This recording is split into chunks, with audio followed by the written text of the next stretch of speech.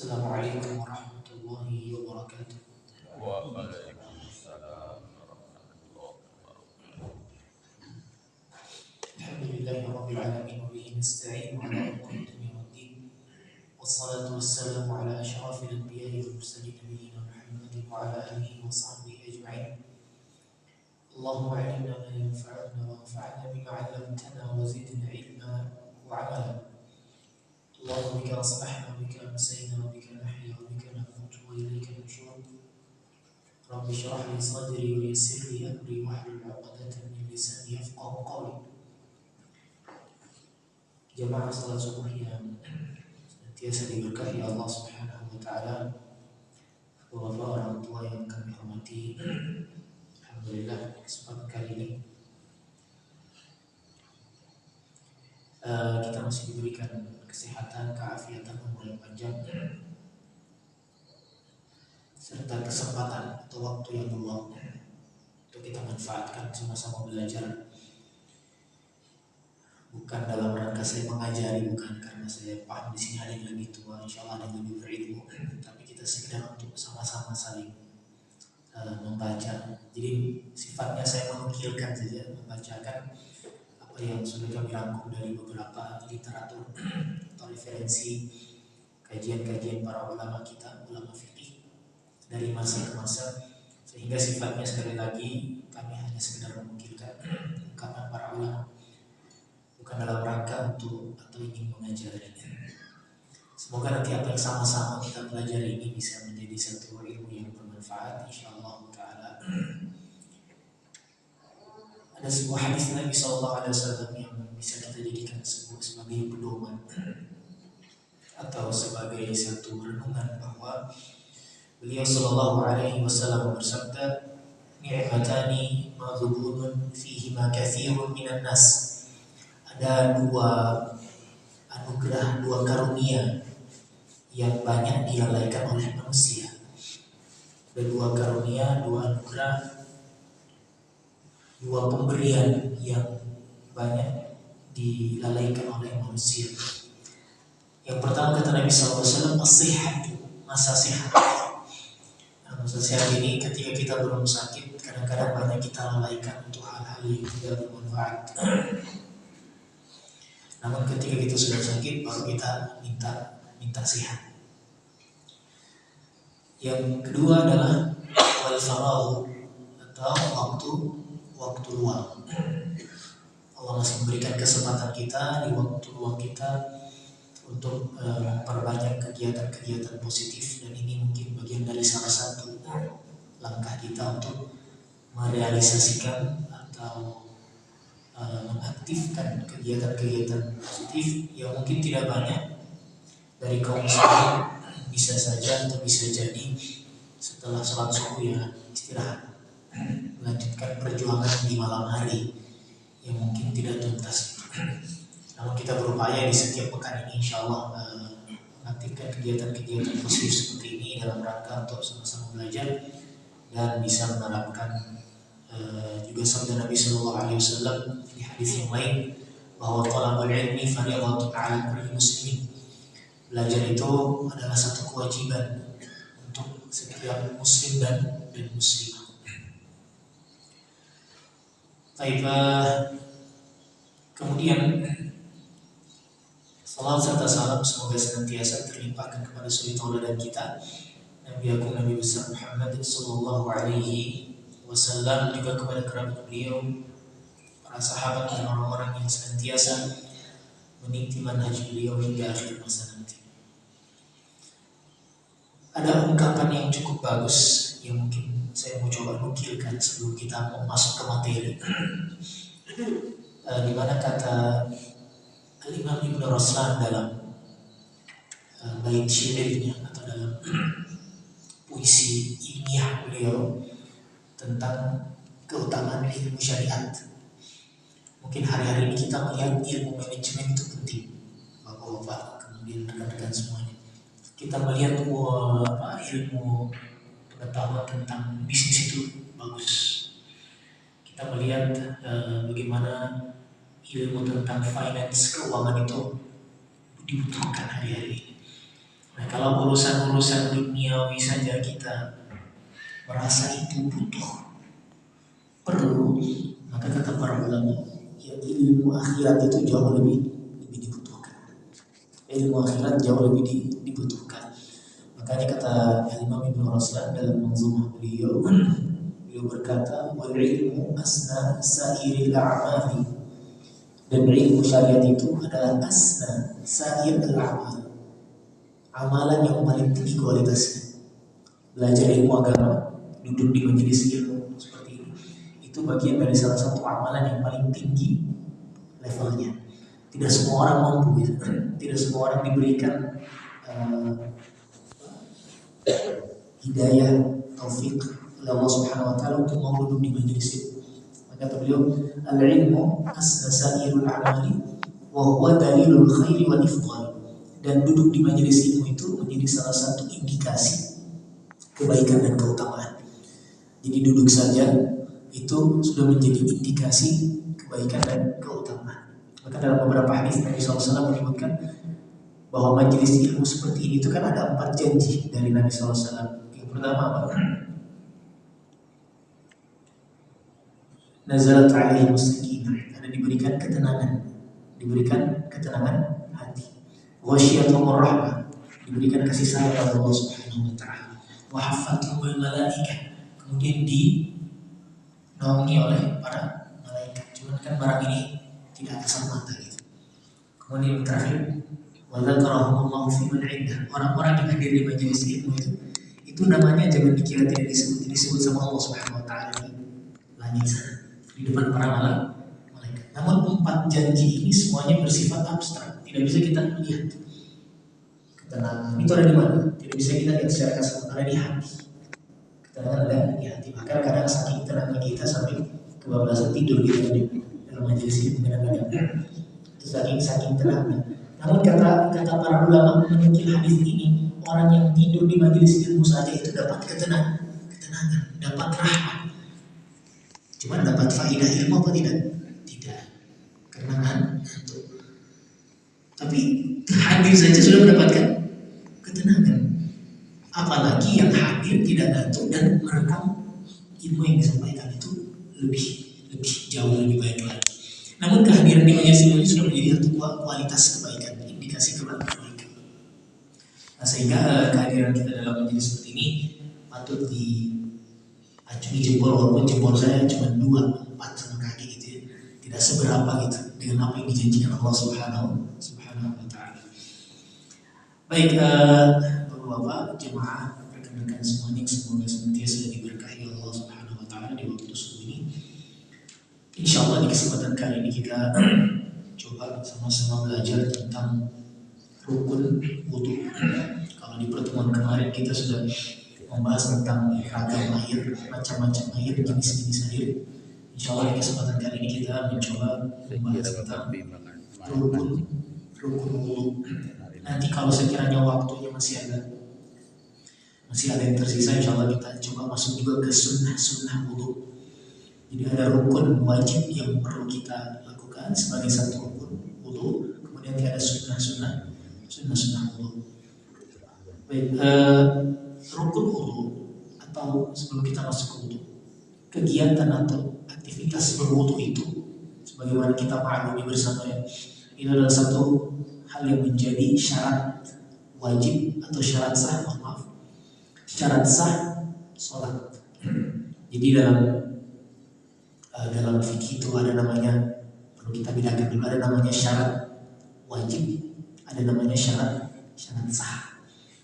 Apa bedanya syarat wajib dan syarat sah? Kalau kita perhatikan syarat wajib dan syarat mohon maaf ini pemandangannya kebanyakan kabel ya. Baik, syarat wajib ini perlu kita perhatikan. Ada syarat wajib, kemudian ada syarat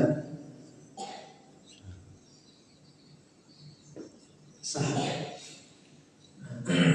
Syarat wajib itu biasanya identik dengan pertanyaan kapan. Kapan itu syarat wajib. Kalau syarat sah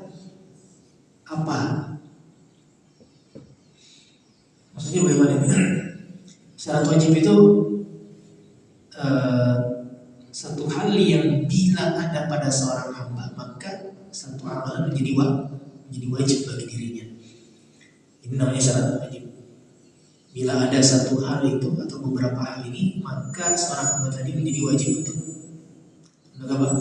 melakukan amalan tadi. Contoh sholat. Bagaimana dengan sholat? Kapan, pertanyaannya? Kapan, siapa namanya? Ghazali. Kapan Ananda Ghazali menjadi wajib baginya untuk sholat? Apakah dengan umur segini sudah wajib sholat? Itu pertanyaan tentang syarat wajib. Nah, syarat wajib itu kata para ulama diantaranya yang pertama adalah muslim, kemudian berakal, kemudian balik. Itu syarat wajib. Sehingga kalau orang tidak muslim tidak diwajibkan baginya sholat menurut sebagian para ulama. Kalau dia belum balik tidak wajib baginya sholat. Tidak wajib sebenarnya, tapi kalau mau diajak ya sah-sah saja, boleh-boleh saja. Nah, berarti nanti masuknya ke syarat sah. Syarat sah identik dengan pertanyaan apa? Kalau ini kapan wajib sholat? Kalau ini apa syarat agar sholat kita menjadi sah? Gitu. Nah, syarat-syarat sahnya sholat kan nanti kita bahas insyaallah di pertemuan berikutnya. Di antaranya syarat sahnya apa? Berwudu. Orang kalau tidak berwudu tiba-tiba datang sholat tidak pernah sah sholatnya. Bahkan diminta untuk mengulang sholat. Baik, ini perbedaan antara syarat wajib dan syarat sah yang perlu kita pahami. Baik, berwudu itu masuk dalam kategori syarat sah sholat, bukan syarat wajib ya. Karena kalau kita katakan syarat wajib, orang berwudu pun belum tentu sholat. Ada orang berwudu karena mau tidur gitu. Saya berwudu kenapa? Karena mau tidur. Karena di antara bagian dari sunnah Nabi SAW, ketika kita mau tidur itu berwudu. Nah, berarti tidak harus ketika berwudu kemudian sholat. Tapi kalau orang mau sholat wajib berwudu. Sehingga berwudu itu bagian dari syarat sah sholat. Lantas apa rukun sholat? Wajib sholat yang harus kita naikkan. Kan sholat itu kan terangkai dari beberapa tindakan atau gerakan. Nah, lantas apa saja yang perlu kita lakukan ketika berwudu? Kan kita ini praktisi wudu semuanya. Ini kan praktisi wudu semuanya. Saya mau tanya dulu, rukun pertama wudu itu apa? Iya, niat. Ya. Niat. Ya. Niat itu adalah rukun pertama wudu. Jadi sebelum berwudu ya harus ada niat. Namun perlu kita ketahui rukun wudu itu yang disepakati oleh para ulama itu terdapat pada surat Al-Maidah ayat berapa ayat itu? 5 atau 6?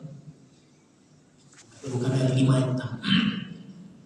Itu di mana Allah Subhanahu wa taala berfirman, "Ya ayyuhalladzina amanu idza qumtum ila sholati faghsilu wujuhakum." Itu yang pertama, faghsilu wujuhakum. Ini disepakati. Jadi Al-Maidah ayat 6 itu, Al-Maidah ayat 6 nanti silakan dibuka terjemahan dibaca.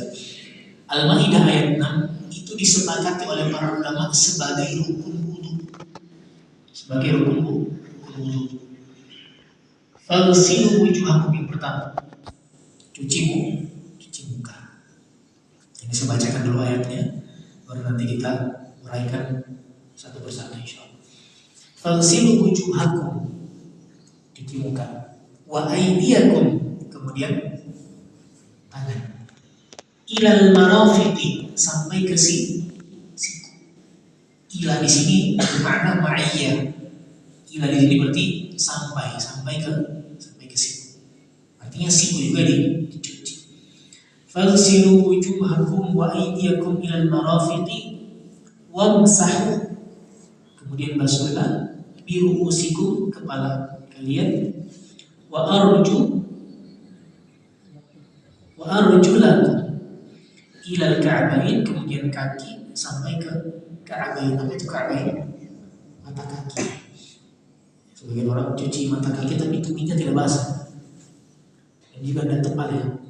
Jadi kalau cuci kaki itu sampai ke tumit. Makanya Nabi SAW pernah mengancam seorang sahabat yang berwudu, tumitnya tidak basah. Kata Nabi SAW, wailul lil a'qabi minan nar. Tumit yang tidak basah ketika wudu itu siap-siap di neraka, itu kata Nabi SAW. Jadi ancaman keras ini menunjukkan apa? Bahwa tumit itu harus basah ketika berwudu. Jadi Al-Maidah ayat 6 sekali lagi. Al-Maidah ayat 6 itu menjadi landasan dalil bahwa wudu rukunnya ada 5 yang disepakati. Dalam ayat ini itu disebutkan. Nah, kemudian para ulama berbeda pandangan pada beberapa rukun. Jumhur ulama mengatakan, mayoritas ulama mengatakan niat tidak disebutkan dalam ayat ini, namun niat menjadi bagian dari rukun wudu. Kenapa? Sepakat para ulama hadis Nabi Shallallahu Alaihi Wasallam, innamal a'malu binniyat, bahwa setiap amalan itu butuh niat. Maka ketika kita mau berwudu, niatkan terlebih dahulu untuk berwudu wajib, bukan berwudu sunnah ya. Itu harus dibedakan, itu klasifikasi wudu. Ada wudu yang wajib, ada wudu yang sunnah. Nah, kita mau sholat wajib, maka wudu kita diniatkan untuk kewajiban sholat. Jangan diniatkan wudu. Jadi wudu itu ada beragam. Ada wudu untuk ibadah, dan ibadah itu nanti ada sunnah, ada wajib.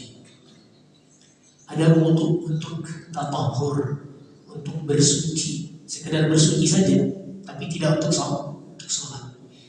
Ada wudu untuk tabarrud. Apa tabarrud? Kondisi cuaca panas kemudian berwudu agar lebih dingin, lebih adem. Masing-masing ini berkonsekuensi pada satu niat, kedua pahala. Jadi saya gambarkan kembali, wudu itu ada yang sifatnya untuk ibadah seperti sholat, dan sholat mungkin ada yang sifatnya sunat, ada yang wajib. Kemudian ada juga untuk bersuci semata. Contohnya ketika mau tidur, sekedar ingin bersuci karena saya habis buang angin misalnya, kemudian saya berwudu, kemudian saya mau tidur. Kemudian ada juga untuk tabarrud. Tabarrud itu cuaca panas sekali, kemudian kita mau berwudu agar mengademkan diri. Sebagian sahabat dulu menerapkan itu, berwudu untuk tabarrud. Nah, masing-masing dari semua ini memiliki konsekuensi. Apa konsekuensi yang pertama? Niatnya harus jelas. Kita mau wudu ini niat untuk apa? Karena niat mau sholat, ibadah, karena niat sekedar ingin mendinginkan diri. Nah, ini kembali kepada niatnya. Kedua, konsekuensinya adalah pada pahala. Beda antara orang yang berwudu karena mau sholat, beda antara orang berwudu karena mau sekedar bersuci, habis buang angin, mau bersuci kemudian untuk tidur. Atau beda orang yang berwudu karena mau tabarrud, karena mau ingin sekedar mendinginkan diri. Maka masing-masing memiliki konsekuensi pada niat, kemudian pada pahala. Baik, kemudian jemaah subuh yang semoga senantiasa diberkahi Allah Subhanahu wa taala. Kita kembali pada rukun yang pertama, niat. Dan niat ini sudah disampaikan oleh para ulama.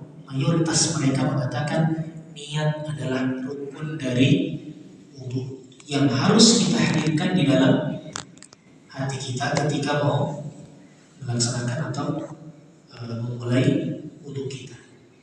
Baik, ini pertama. Kemudian yang kedua,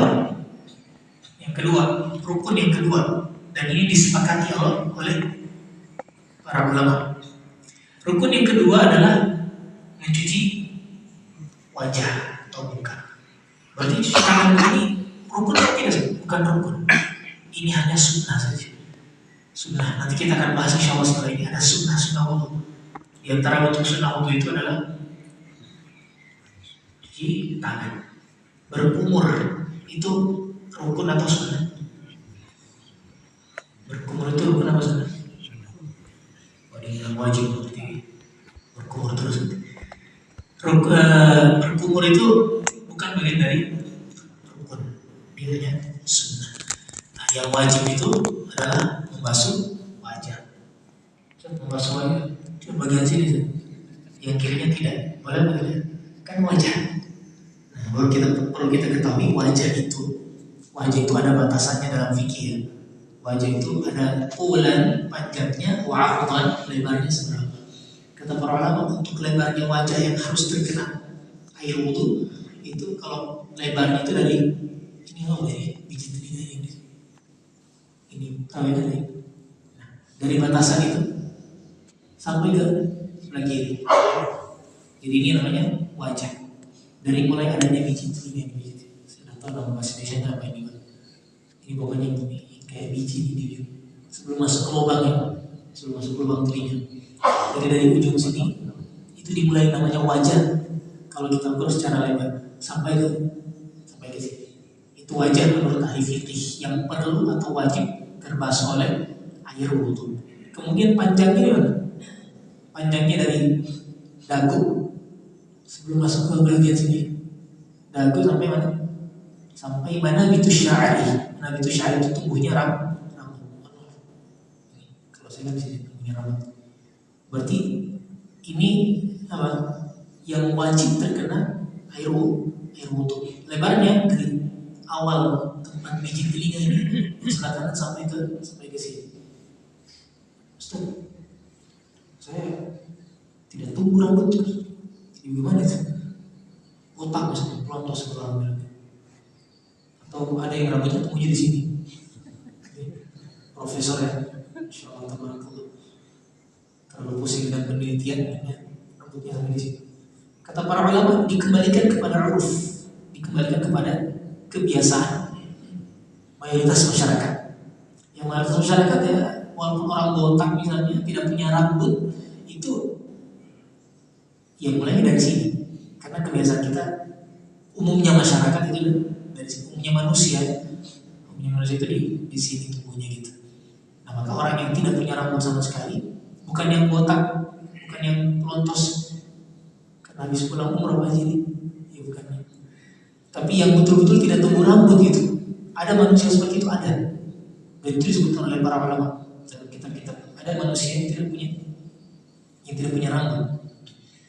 Nah, sehingga mereka dari mana mereka batasan wajah mereka ketika di atas? Ya dari umumnya tumbuh rambut orang-orang gitu di bagian sini. Dan itu juga nanti menjadi PR berat. Jadi ulama fikih ini mengkajinya mendalam sekali, luar biasa. Karena mereka sampai mempertimbangkan bagaimana kondisi manusia, orang yang Allah takdirkan tidak punya rambut di kepala itu. Jadi mereka bahas dari sisi tubuhnya dan juga nanti ketika mau tahallul yang sudah tawaf, kemudian sa'i, Safa Marwah selesai, kita tahallul itu maksudnya potong rambut. Dia pikir tidak ada rambut kan? Apa boleh potong dia bilang. Nah itu para ulama fikih sampai bahas atas bagaimana orang-orang yang tidak punya rambut ketika mau tahallul. Padahal tahallul itu potong rambut atau botak ketika dalam manasik umrah atau haji itu adalah satu rukun itu wajib. Nah saya tidak punya rambut. Bagaimana caranya kata para ulama? Dilewatkan saja itu mesin. Jadi itu dianggap seperti sudah tahallul dia.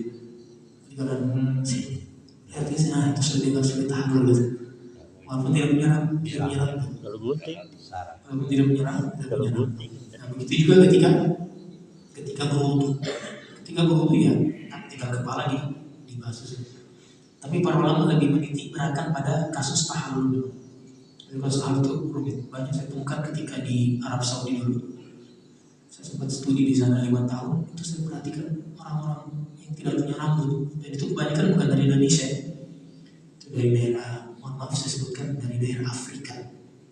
Terutama teman-teman dari daerah Afrika itu mereka botak dan tidak ada rambutnya. Jadi mereka mempertanyakan bagaimana tahallul kami. Tanya kepada guru-guru di sana. Sudah dilewatkan saja itu. hakiki namanya, tapi hukmi, tidak hakikatnya rambut yang ditahallul, yang dipotong, tapi hukmi, dihukumi seperti ada rambut, seperti ada rambut. Nah, itu terkait batasan wajah tadi. Jadi sekali lagi, dari untuk wajah lebarnya itu segini, untuk panjangnya dari awal dagu sampai awal tumbuhnya rambut. Jadi kalau orang cuma basuh setengah begini, nah itu tidak sah wudunya, karena tidak membasuh semuanya, kecuali pada satu kondisi. Kalau memang lagi sakit, misalnya matanya itu tidak bisa kena air, ada sakit mungkin yang membuat matanya itu tidak bisa, kalau kena air tambah sakit.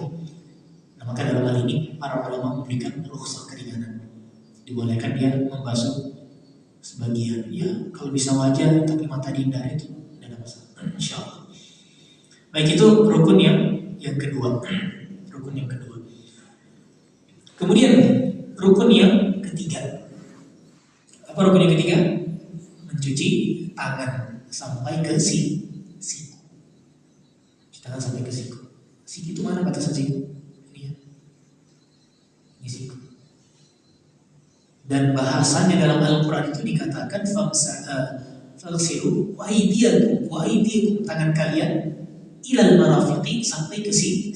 Ila, kata ila itu berarti bermulai dari tangan baru ke siku. Gitu ya. Jadi ambil air misalnya di keran gitu ya. Ini kita tidak praktik ke apa ya. Kita coba di sini saya praktiknya. Jadi dibayangkan saja, diimajinasikan ada air gitu. Kemudian kita mulai dari tangan. Ila itu dalam bahasa Arab, kata ila itu berarti dimulai dari tangan. Jadi dari sebelum kata yad, kemudian ada kata ila, jadi dalam ayat disebutkan tangan, ini saya terjemahkan ya. Tangan, kemudian ada kata ila ini maksudnya ke siku. Nah berarti mulainya dari siku apa dari tangan? Dari siku. Oh, siku ke tangan. Oh, tangan ke siku. Berarti ambil air. Kita gambarkan ada air di sini. Kita imajinasikan, terus kita alirkan ke siku. Nah sekarang orang-orang ini karena berpikir simpel ya, sudah dekat. Ada yang dulu kita ada pernah saya, apa dari tangan. Jadi kalau ambil air keran gitu, nah sampai ke siku. Jadi bahasanya bukan dari siku ke tangan ya, tapi dari tangan ke siku. Jadi jangan ambil keran terus. Biasanya seperti itu tujuannya apa ini? Metode baru ini, metode kontemporer gitu ya. Nah, maka sekali lagi perlu kita perhatikan, wudu itu dari tangan, kemudian dialiri ke siku. Masih gitu lipatan ini ya, di siku. Ustaz, kalau saya mau sampai ke tiang, boleh atau tidak? Boleh, sebagian sahabat ada yang sampai ke tiangnya. Itu dahulu sahabat Abu Hurairah radhiyallahu ta'ala itu membahas sampai bagian ketiak. Kenapa?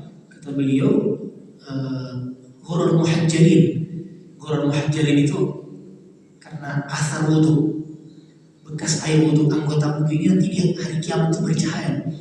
Jadi orang yang rajin ahli wudu itu nanti akan bercahaya di hari kiamat, kata Nabi SAW. Makanya Abu Hurairah bilang, faman arada an yutila ghurratahu falyuti.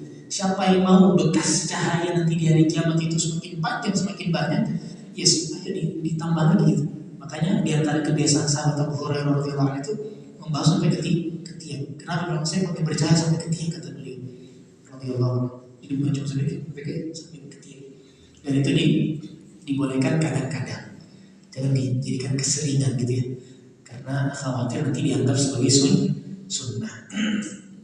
Dan itu yang wajib hanya sampai di sikut kita. Sekali lagi, memulainya dari tangan baru ke sikut, bukan dari sikut baru dialiri ke tangan.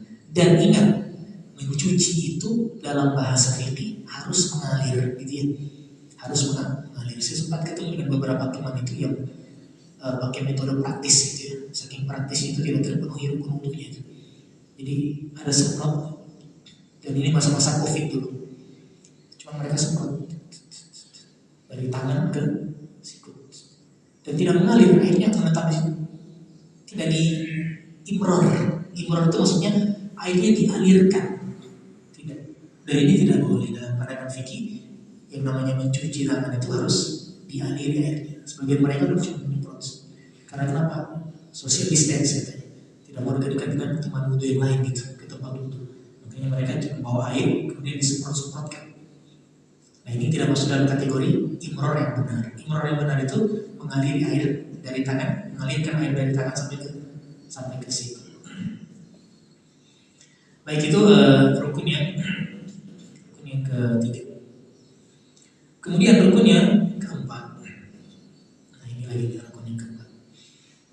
Rukun yang keempat adalah famsahu bi ru'usikum, membasuh kepala. Pertanyaannya, membasuh kepala ini apakah sebagian atau seluruhnya? Ini menjadi perdebatan panjang di antara para ulama, di antaranya ulama Syafi'i dan ulama Hanafi.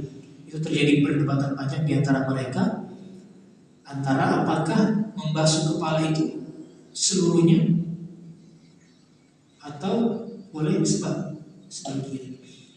Masing-masing punya dalil. Nah di sini kita mau coba petik satu hikmah besar, di mana para ulama itu berbeda pandangan fikih, tapi dalilnya sama.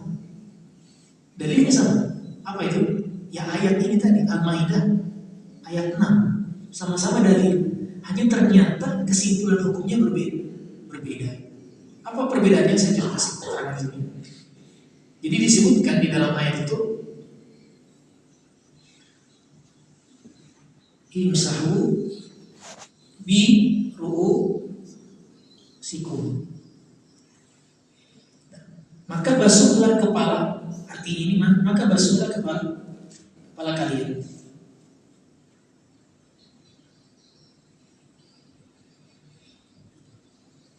Basuhlah kepala kalian. Ayatnya sama. Al-Maidah ayat 6. Ayat 6. Tapi kesimpulannya berbeda. Sebagian ulama mengatakan seluruh kepala, berarti sampai belakang sini, sampai tengkuk ya, bagian leher pertama kali. Kemudian sebagian lagi mengatakan sebagian. Jadi kalau sebagian boleh gitu, boleh apa tidak? Bagian mengatakan sebagian boleh. Tapi ayatnya sama Ustaz. Masing-masing punya dalilnya sama lagi. Tapi ternyata kesimpulannya berbeda. Memungkinkan atau tidak memungkinkan, ini contohnya. Nah disitulah kenapa kita, sebelum saya lanjutkan penjelasan dan penguraian ini, saya ingin berikan satu petikan hikmah bahwa kita ini kadang-kadang memandang itu tidak ada dalilnya, kita ada dalilnya. Ini bukan soal ada dalil atau tidak dalil, sama-sama ada dalil. Hanya saja ternyata cara kita memahami dalil itu berbeda. Cara para ulama memahami dalil itu berbeda pandangan. Karena ada metode di situ, ada metodologi. Dan salah satu metodologi dalam pengambilan hukum fikih pada ayat-ayat seperti ini itu adalah kembali kepada bahasa Arab. Perbedaan para ulama kita dalam memahami seluruh dan sebagian ini ternyata letaknya ada pada satu huruf dalam bahasa Arab pada ayat ini. Satu huruf pada ayat ini. Mana? Bi. Ba, ini huruf ba. Famsahu bi ru'usikum. Hanya kata ba saja itu menghasilkan kesimpulan hukum yang berbeda. Luar biasa. Kenapa? Karena ternyata bahasa Arab itu menjadi standar metodologi dalam pengambilan hukum fikih. Nah, sekarang banyak orang tidak paham bahasa Arab. Teriak-teriak dalam perdebatan hukum fikih. Padahal kesimpulan hukum fikih itu salah satu poin metodologi yang perlu kita jadikan acuan adalah bahasa Arab. Ini huruf ba, jemaah. Huruf ba ini menjadi apa? Menjadi acuan dasar perbedaan kedua belah pihak. Sebagian mereka yang mengatakan seluruh, kata mereka ba di sini, ya tapi kalau kita buka terjemahan ya artinya kepala kalian saja, tadi buka terjemahan. Ba tidak mungkin diuraikan dalam terjemahan. Arti ba tidak mungkin diuraikan dalam terjemahan. Tapi ini dipahami dalam konteks bahasa. Ba itu menurut yang seluruh, kata mereka artinya adalah apa?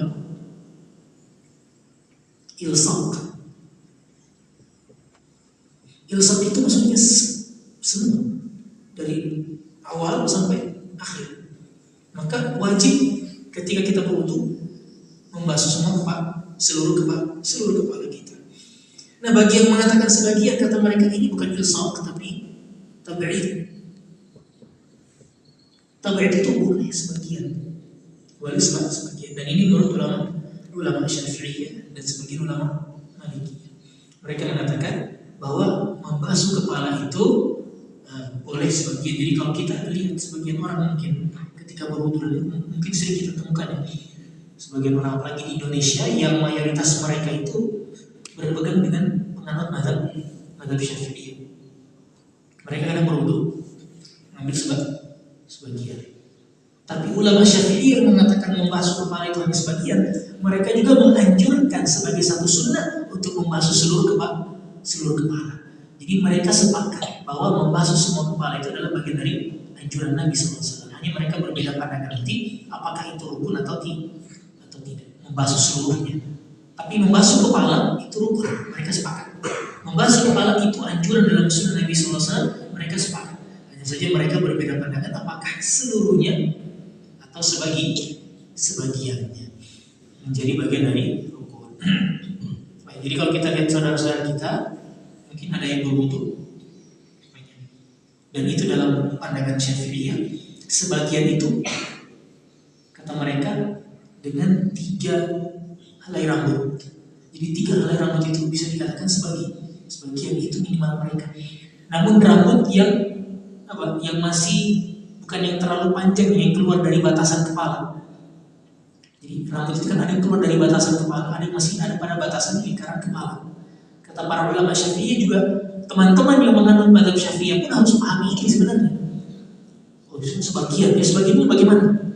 Kata ulama Syafi'iyah, sebagian itu adalah mengenai rambut yang masih dalam batasan kepala. Kayak rambut saya misalnya, ini kan masih di batasan kepala nih, karena pendek. Ada sebagian orang rambutnya panjang, jadi mereka basuh justru rambut yang keluar begini. Berwudu ambil rambut yang panjang, dibasuh rambut yang panjang. Tapi di sini tidak dibasuh, ini tidak sah dulunya.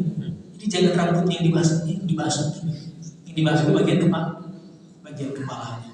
Sehingga teman-teman yang menganut mazhab Syafi'iyah pun harus memahami ketentuan-ketentuan ini.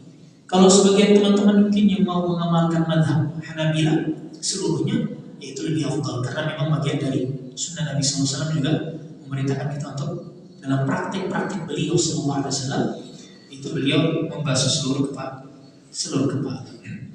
Baik.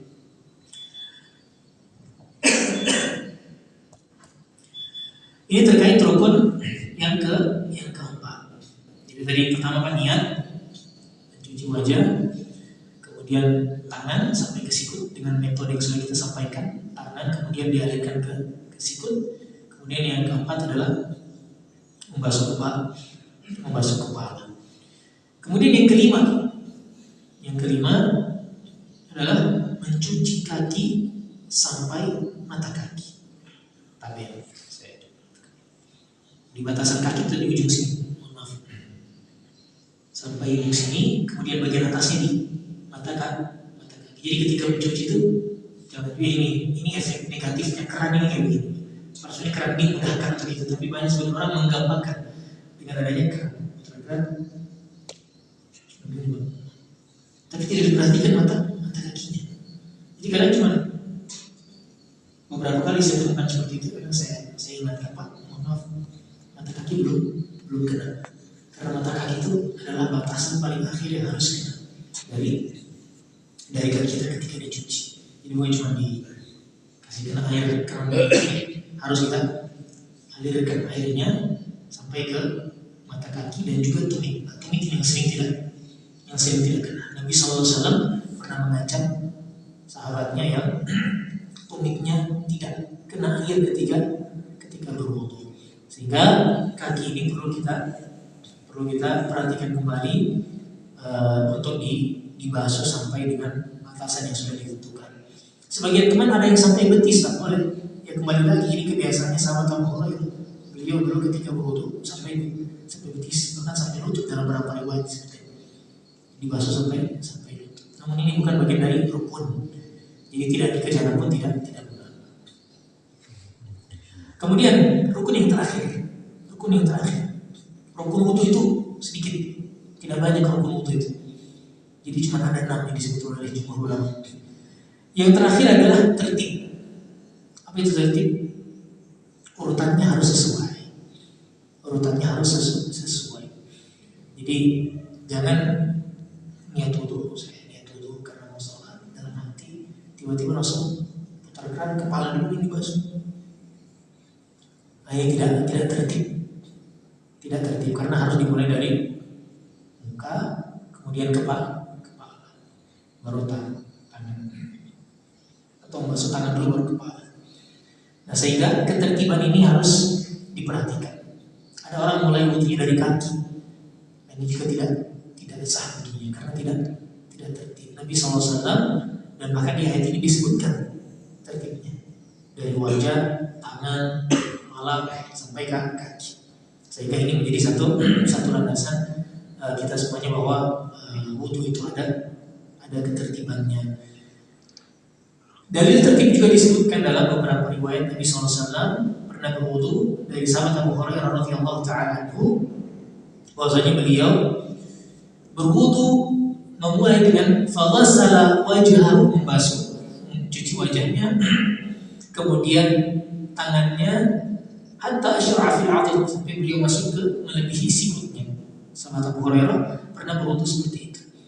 Kemudian beliau berwudu dengan ketertiban yang sudah kita sebutkan tadi, dari awal sampai akhir, dan beliau berkata setelah selesai berwudu, hakadha ra'aitu Rasulullah sallallahu alaihi wasallam yatawadda.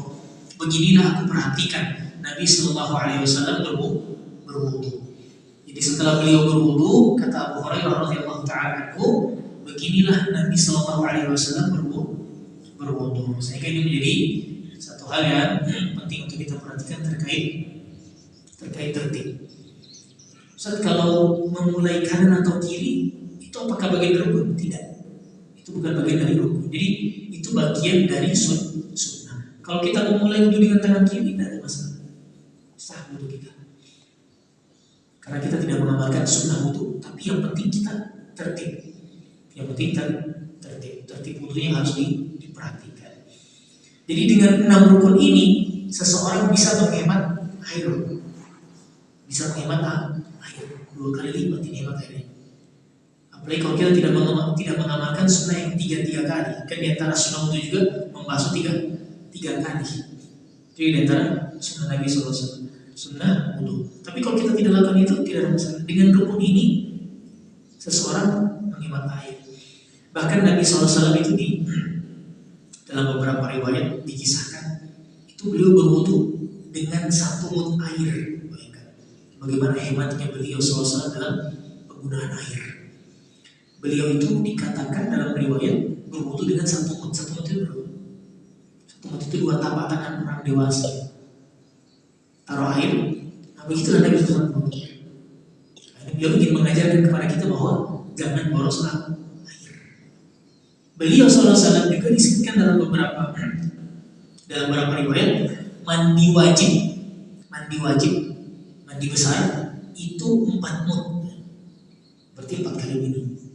Kalau wudunya beliau 1 mud, mandinya beliau itu 4 mud, jadi 4 kali ini. Jadi 4 mud itu sama dengan 1 sok. Dalam takaran Nabi SAW dulu ada 1 mud dulu ini. Itu beliau wudu, mandinya beliau 4 mud. Berarti 4 kali ini mandinya beliau 1 sok. Nah, ini bagaimana menunjukkan beliau sangat hikmat dalam penggunaan air. Kita tidak putar sore, menyala terus, puasa dulu, keluar dulu, menyala terus air. Nah, sehingga ini perlu kita perhatikan. Jadi dalam Islam pun hal seperti ini diperhatikan dalam pemborosan air. Sehingga ada 2 istilah yang perlu kita perhatikan. Ada istilah tabdzir, mubadzir, ada istilah israf.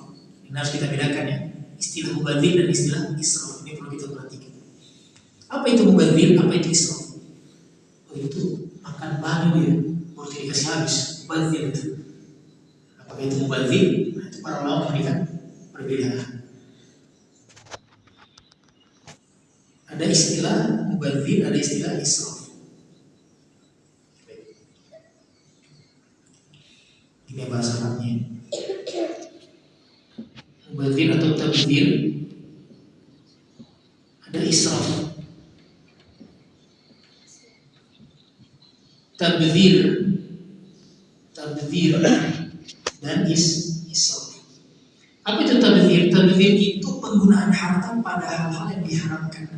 Itu namanya tabdzir. Makanya kata Allah Subhanahu wa taala, "Wala tubadzir tabdzira, innal mubadzirina kanu ikhwana syayatin." Orang yang melakukan tabdzir atau mubadzir itu temannya setan, kata Allah Subhanahu wa taala. Maka orang yang melakukan tabdzir adalah orang-orang yang menggunakan harta mereka atau harta mereka penggunaan apa saja pada hal-hal yang diharamkan. Misalnya uang kita buat beli miras, itu tabdzir. Berbeda dengan israf. Israf ini penggunaan harta pada hal-hal yang mubah. Penggunaan harta pada hal-hal yang mubah tapi berlebihan. Israf. Beli nasi porsi 5 piring gitu, yang dihabiskan cuma 2 piring, 3 piring. Nah, ini namanya israf, bukan mubazir tapi israf. Kenapa? Karena halal, makanan itu halal. Hanya saja dia tidak kasih habis. Hanya saja dia tidak habiskan. Dia berlebih-lebihan dalam perkara mubah seperti ini, dan hal ini sebenarnya terlarang. Makanya kata Allah Subhanahu wa taala dalam beberapa ayat, "Wa kulu washrabu wa la tusrifu." Makanlah, minumlah dan jangan israf. Makan, minum tapi jangan israf. Maksudnya apa? Jangan berlebih-lebihan. Nah, ini perbedaan. Sehingga penggunaan air itu pada hal-hal yang dianjurkan, namun berlebihan seperti mandi. Berlebihan penggunaan air ini masuk dalam kategori israf. Masuk dalam kategori israf yang terlarang. Baik, jamaah bapak-bapak yang rekan-rekan dengan Allah Subhanahu wa taala. Kemudian kita mencoba bahas beberapa sunnah dalam wudu. Mungkin tidak seluruhnya karena waktu yang terbatas. Para ulama menyebutkan sunnah wudu yang pertama adalah tasmiyah. Apa itu tasmiyah? Mengucapkan bismillah. Bedakan antara basmalah dengan tasmiyah. Basmalah itu lafal bismillahirrahmanirrahim, itu basmalah. Tapi kalau tasmiyah itu cuma bismillah. Sekali lagi ada perbedaan antara basmalah dengan tasmiyah. Tasmiyah itu bismillah, itu tasmiyah. Basmalah, bismillahirrahmanirrahim, itu basmalah. Jadi ini dua ungkapan yang berbeda. Tasmiyah itu bagian dari sunnah. Jadi kalau kita mau memulai tanpa tasmiyah, itu menurut mayoritas ulama sah wudunya. Ya, ada sebagian ulama memang yang mewajibkan juga mengucapkan basmalah, bukan basmalah tapi bismillah ketika mau berwudu. Namun jumhur ulama mengatakan bahwa itu bukan bagian dari rukun. Itu hanya bagian dari sunnah. Yang rukun itu niatnya. Yang penting ada niat ketika mau memulai. Pertanyaannya, Ustaz, kalau kita mengucapkan bismillah tapi kita berwudu di WC, itu bagaimana? Banyak berapa kali pertanyaan masuk saya, kita mau ucapkan bismillah tapi kita berwudunya di WC, habis mandi wajib misalnya, kemudian langsung mau berwudu. Walaupun sebenarnya mandi wajib itu sudah bisa menggantikan wudu, tapi sebagian orang ada yang tidak yakin, akhirnya mereka berwudu kembali. Tapi dalam WC, saya nyalakan keran, saya mengucapkan tasmiyah, bismillah, apakah boleh atau tidak? Sebelum kita masuk ke kasus ini, perlu kita dudukkan dulu. Di masa Nabi SAW ada namanya khala, ada namanya kanif, ada namanya al-khala, ada namanya kanif. Apa perbedaannya? Dan itu yang dilarang untuk tempat mengucapkan lafaz Allah. Lafaz Allah tidak bisa tidak boleh atau makruh hukumnya mengucapkan lafaz Allah dalam kanif atau khala. Ada dua istilah yang perlu kita perhatikan. Ada kanif, ada khala. Coba sini. Khala, kemudian ada kanif.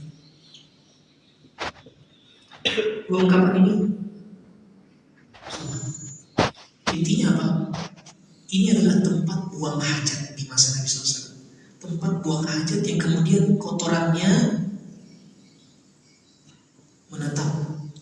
maksudnya matlauf, tidak mengalir. Ini adalah khala atau kanif. Di masa dulu tempat buang hajat itu atau di situ tidak mengalir. Nah kalau sekarang WC, kata para ulama Rasulullah mengatakan WC yang ada sekarang itu kalau dia disiram tidak masuk kategori khala. Kenapa? Karena kotoran itu lari, tidak menetap di WC itu. Dia lari ke samping tank gitu. Lari ke samping tank, tidak menetap. Sedangkan di masa Nabi disebutkan oleh para ulama fikih, khala ataupun kanif adalah tempat pembuangan hajat yang dimana hajat kotoran itu ternyata tidak ngalir, tidak keluar. Nah, ucapan bismillah yang dilarang oleh ahli fikih ketika kita berwudu di tempat yang statusnya adalah khala atau kanif. Saya tidak tahu kalau di kampung mungkin masih ada yang metode buang hajatnya itu kotorannya menetap di situ. Masih ada sebagian. Saya pernah ke Donggala di daerah Gunung Bali, itu kampungnya ibu saya. Itu ada beberapa rumah itu yang metode pembuangan hajatnya, mohon maaf ini, metode pembuangan hajat itu memang kotorannya masih di situ, jatuh di situ gitu, tidak mengalir gitu. Nah kalau ini kan sekarang sudah modern ya, ada sapi tank yang bisa mengalir tempat pembuangan. Jadi WC itu ketika kita siram air lari ke sapi tank. Nah WC itu tidak ada kotorannya sebenarnya, tidak ada kotoran hadas besar yang dimaksud dalam khala tadi. Sehingga kalau WC-nya itu intinya ini kita jadikan acuan ya, khala dan kanif. Kalau dia WC-nya itu kotorannya tidak keluar, tidak terbuang ke sapi tank, maka mengucapkan bismillah ketika mau berwudu itu tidak dianjurkan atau alias makruh. Tapi kalau WC kayak sekarang, apalagi cuma kamar mandi yang tidak ada toiletnya, nah itu diperbolehkan kita mengucapkan bismillah sebelum berwudu dan tidak makruh. Sehingga itu menjadi hal yang perlu kita perhatikan. Ada sebagian ulama, namun pendapat ini lemah, mengatakan bismillahnya dalam hati. Mengucapkan bismillah dalam hati. Kenapa dikatakan lemah? Kata mayoritas ulama, karena yang namanya pelafalan itu bergerak antara lisan dan gigi itu bergerak, lisan itu bergerak. Bismillah itu. Dan kadar minimal ucapan itu adalah ketika terdengar oleh diri sendiri. Walaupun orang lain tidak dengar. Orang lain kan tidak dengar kita baca bismillah. Tapi ketika kita melafalkan bismillah, kadar minimalnya yang mendengarkan kita sendiri. Jadi walaupun kecil, tapi bergerak lisannya. Nah kalau dalam hati itu tidak bergerak lisan. Tahu nggak saya sudah bilang bismillah atau belum? Tidak tahu kan? Karena lisan saya tidak bergerak. Lisannya tidak bergerak. Jadi dalam hati. Sehingga pendapat yang mengatakan bismillah boleh dalam hati itu tidak masuk dalam kategori sunnah wudu. Karena sunnah wudu itu pelafalan bismillahnya harus di lisan. Pelafalan bismillahnya harus di lisan. Dan kalau di WC saat ini, WC modern itu tidak masuk dalam kategori larangan seperti khala tadi. Karena WC modern ini sudah mengalir. Kecuali kalau komyu buang hajat tapi tidak disiram. Tidak disiram, berarti sama seperti ini statusnya khala. Tapi kalau kita siram sampai dia keluar ke tampungan sapi tank tadi, maka diperbolehkan kita mengucapkan bismillah. Baik, itu adalah sunnah wudu yang pertama, dan insya Allah masih ada beberapa sunnah wudu lagi. Mungkin saya baca secara sekilas. Yang kedua, mencuci kedua tangan sebelum wudu. Itu bagian dari sunnah. Kemudian berkumur, berkumur. Kemudian ada istinsyaq, ada istinthar. Istinsyaq itu memasukkan air ke dalam hidung. Kemudian mengeluarkannya itu namanya istinthar. Jadi masukkan kemudian dikeluarkan. Itu namanya sunnah wudu. Bukan yang dimasukkan terus bablas dan dikeluarkan kembali. Itu masuk ke lambung nanti. Nah maka istinsyaq itu dimasukkan kemudian dikeluarkan kembali. Itu namanya istinsyaq, kemudian istinthar. Itu sunnah juga. Kemudian membasuh seluruh kepala menurut mayoritas ulama itu bagian dari sunnah. Kemudian yang kelima, membasuh kedua telinga, bagian dalam dan luar. Kata sahabat Ibnu Abbas, Nabi itu ketika membasuh telinga beliau, ujung telunjuknya itu masuk ke dalam, kemudian ibu jarinya bagian luar. Nah, itu membasuh telinga. Apa membasuh telinganya itu? Sebagian ulama mengatakan dengan air baru, dengan jadi kepala air baru, kemudian telinga juga air baru. Sebagian ulama lagi mengatakan satu kali, jadi kepala kemudian langsung ke telinga. Tapi sunnahnya kepala sendiri airnya, telinga sendiri airnya. Jadi sudah kepala dibasuh, kemudian ambil lagi air, kemudian masukkan gini kedua telinganya. Ustaz, kalau misalnya kita cuma satu telinga, kirinya tidak apa-apa, sah. Karena bukan bagian dari rukun, dia hanya sunnah saja. Cuma sunnahnya tidak sempurna gitu, karena cuma satu telinganya. Kemudian di antara sunnah yang lain yang keenam adalah menyela atau menyeka jenggot yang lebat. Nah, Ustamin ini jadi kalau wudu di antara sunnah itu menyeka jenggot yang lebat. Kalau yang tidak lebat ya, rata-rata Indonesia tidak lebat. Ya. Kalau di Arab sana di jenggotnya ada bagian jenggotnya. Jadi mereka disunahkan untuk menyeka jenggotnya. Kemudian sunnah yang lain adalah menyela jari tangan dan kaki. Jadi ketika dicuci itu di sela-sela seperti ini. Itu diamalkan oleh Nabi SAW. Kemudian sunnah yang ke-8 adalah mendahulukan kanan atas yang kiri.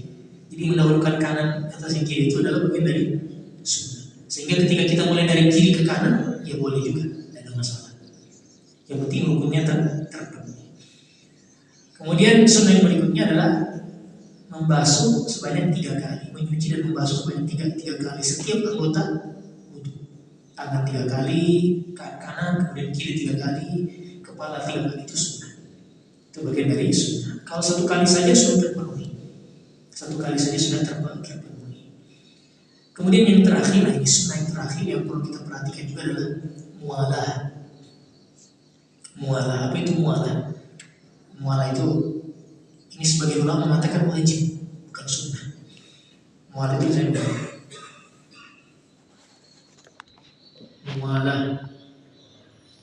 Mualah itu saya tidak bisa terjemahkan karena tidak ada padanan katanya. Jadi saya jelaskan saja. Mualah itu sebelum kita masuk ke anggota basuhan yang berikutnya, anggota basuhan yang sebelumnya jangan sampai kering. Difahami baik. Misalnya saya basuh wajah. Sebelum pindah ke kepala, itu tidak boleh kering wajahnya, atau dari wajah kemudian ke tangan. Sebelum kita pindah ke tangan, yang wajahnya tidak boleh kering, itu namanya mualah. Ada tidak kasus begitu? Ada, banyak. Apalagi orang yang sering terima tamu biasanya, lagi wudhu di belakang, basuh wajah. Assalamualaikum. Ada orang tiduran di rumah, berarti wudhunya dipending kan gitu. Wudhunya dipending. Dia buka pintu dulu, baru rumahnya panjangnya 100 meter. Besar rumahnya. Jalan depan, tiba-tiba sampai pintu sudah kering muka. Nah, berarti ini sunnahnya hilang. Kata para ulama, sunnahnya harus dijaga sehingga ke depan, kemudian dia balik ke belakang, boleh dan dia lanjut langsung ke tangan, boleh. Kalau sekiranya memang tidak kering.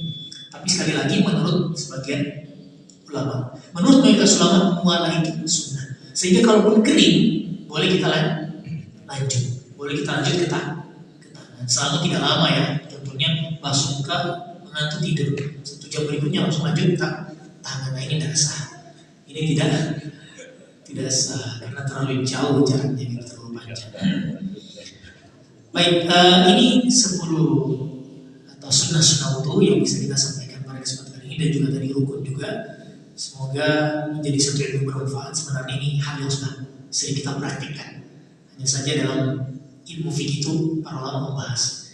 Bahkan tadi ada beberapa hal yang detail yang juga dibahas oleh para ulama kita yang saya nukilkan, sehingga ini menjadi satu ilmu yang bermanfaat insyaallah taala, dan bisa menambah praktik kita nanti ketika berwudu.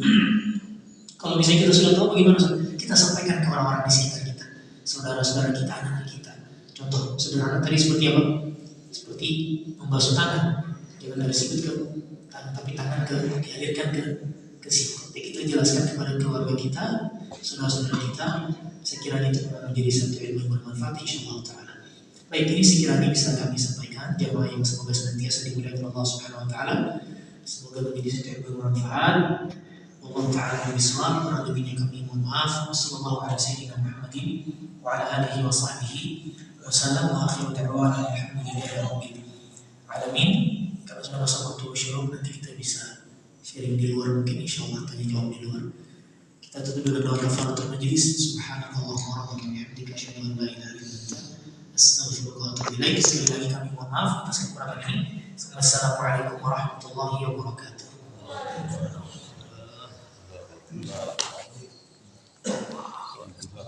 So